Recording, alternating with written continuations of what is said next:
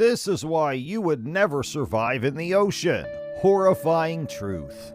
Have you ever wondered if you could survive at the bottom of the oceans? What would be the complications you would face before and after getting into the ocean? Today, we are here to discuss these things. Hello, and welcome back to Techverse, where today we are back again with an interesting topic. We are going to discuss a few reasons why you would never be able to survive in the ocean. So stick with the video till the end to find out new secrets about our home planet. And before that, make sure you subscribe to our channel if you haven't already, and click the bell icon to watch more videos like this. The bottom of the ocean lies about 3.5 kilometers below the surface of the sea, and this is the average depth. There are parts of the ocean that are deeper and others that are shallower. When a person is completely immersed in water, their ability to breathe becomes much more difficult. No doubt, it is difficult to survive under the ocean. Today, we are here to discuss all of those things. But before that, let us first understand what really an ocean is in our life. Since then, we have only investigated 10% of the total volume of our ocean's contents. According to what we've learned, they include around 80% of all living creatures and provide approximately 99% of the Earth's habitable space.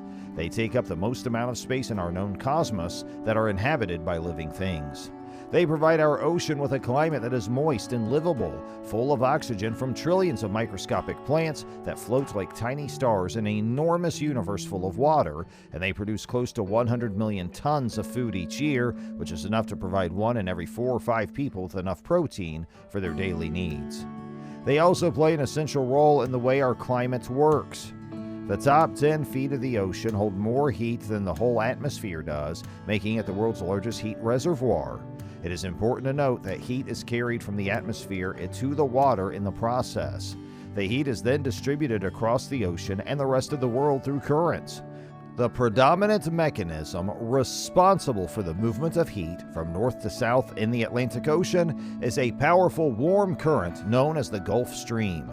It begins in the Gulf of Mexico, winds its way around Florida, and then travels to the northeast across the Atlantic Ocean. It continues to spread like a funnel all the way until it reaches Europe. The heat that is carried to Europe by this so-called river inside an ocean results in a climate that is moderate, humid, and warm.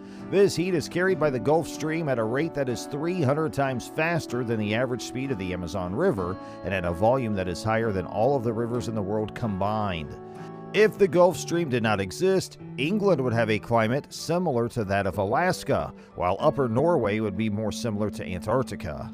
If we continue to heat our planet in the same manner that we are, we will break the delicate equilibrium of this rare oceanic phenomenon, which might cause it to shift or possibly stop functioning entirely over the next 10 years. Despite its power, the Gulf Stream is vulnerable.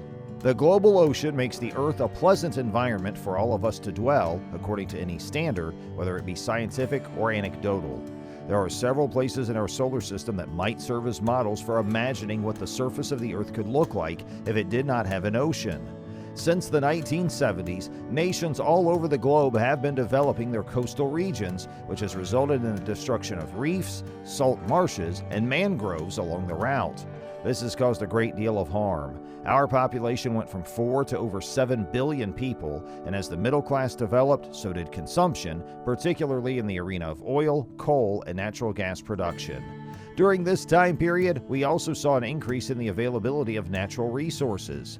Fishing fleets that have just recently been established are responsible for the depletion of the majority of our natural supplies of edible marine species. Agricultural runoff, oil, plastic, and other man-made substances have all contributed to the pollution of our seas. During this time period, I participated in hundreds of dives throughout all 5 seas, and as a result, I had a front row seat to the apparently infinite damage that was taking place.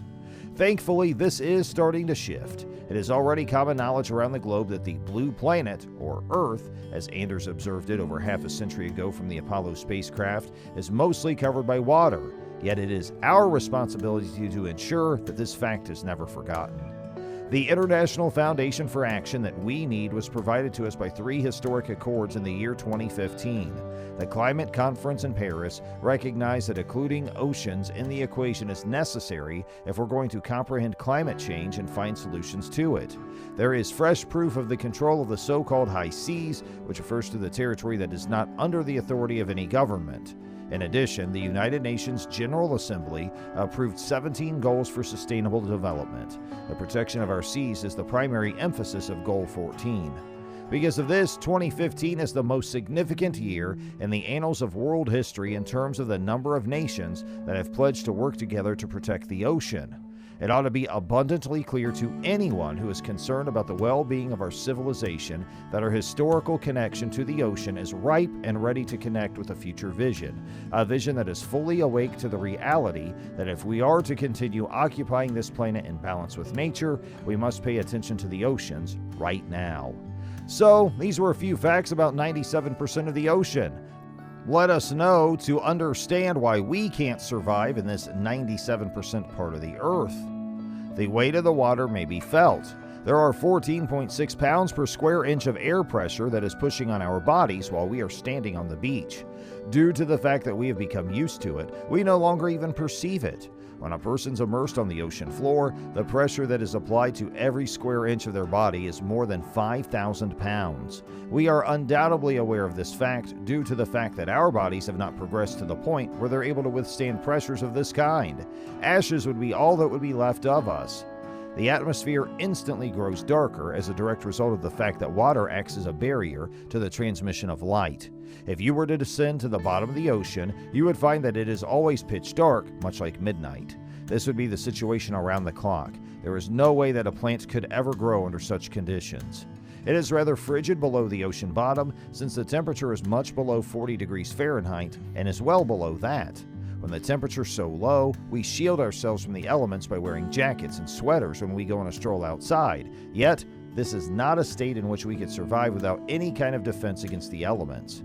To summarize, the depths of the ocean contain an environment in which it is impossible for human beings to grow their own food without the assistance of artificial light. See, without the assistance of an artificial environment, withstand the pressure of the environment without the assistance of an artificial environment, or even breathe without having air supplied to them. All of these things are impossible to do in the depths of the ocean. In order to triumph over these obstacles, a large monetary commitment would be required, as well as the continuous help of individuals who are deeply invested in the cause on the grassroots level. A living environment is not what you have there, rather, you are in a laboratory. Well, that's all we have for this video. Let me know, guys, would you like to explore the bottom of the blue world? And what would be the things you would like to explore at the bottom of our oceans? Hey, if you found this video interesting, please hit the like button and share it with your friends. And if you want to watch more videos like this, then please subscribe to our channel and make sure you hit that bell icon. Have a great day, everybody, and thanks for watching!